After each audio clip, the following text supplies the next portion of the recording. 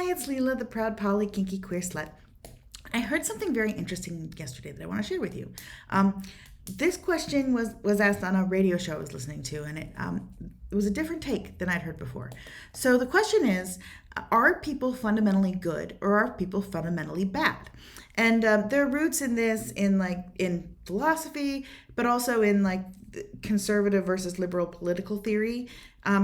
And whether your approach to the world can be affected, and especially your approach to political theory can be affected by whether you think people are at their core good people who just need to have abuses and traumas and things taken off them in order to express that goodness, or if you think people are fundamentally bad people that need rules and regulations and controls in order to make them good.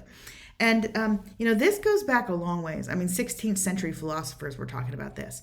But the idea that I heard on this radio show that I thought was very, very insightful was that perhaps it's not a dichotomy the way we think of it. Perhaps it's not either or. Either people are inherently good or inherently evil. The philosophers that wrote about this stuff, the philosophers who were more inclined to think that people were inherently bad were writing at times when people were in situations of desperation, when there was rampant poverty, when like England in the early days of the Industrial Revolution, when there was not a robust middle class, there were a lot of people really struggling to get their basic safety needs met. And those philosophers tend to think people are more inherently evil, whereas philosophers that tend to think people are more inherently good tend to have come from periods in history when there was a larger middle class, more people not struggling with basic survival needs, and more people with leisure time and safety. So Maslow's hierarchy of needs is instructive here. So that's a philosophy where it's basically a pyramid of needs. So you have your basic needs that are basic safety, security. Like you need food, water, shelter, and then you keep going up, like knowing you're not going to get harmed, knowing your family's safe, having emotional safety, and it's this pyramid. What this radio show postulated, and what I want to kind of push forward for you guys to think about is, perhaps when people's basic safety needs are threatened, they will do whatever it takes and with really very little thought and care for other people in order to get those basic needs met.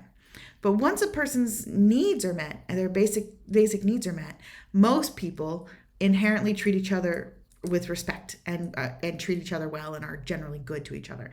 Not everybody. Certainly some people are outliers. This is a vast generalization.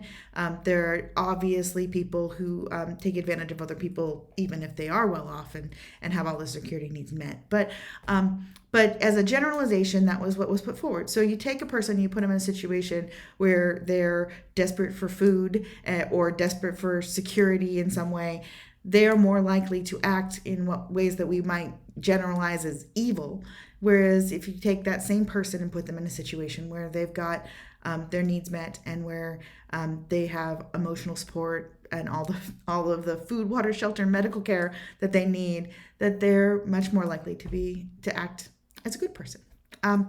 So just food for thought. I don't have any definitive answers on that, except that I do think that these things are more complicated than binary.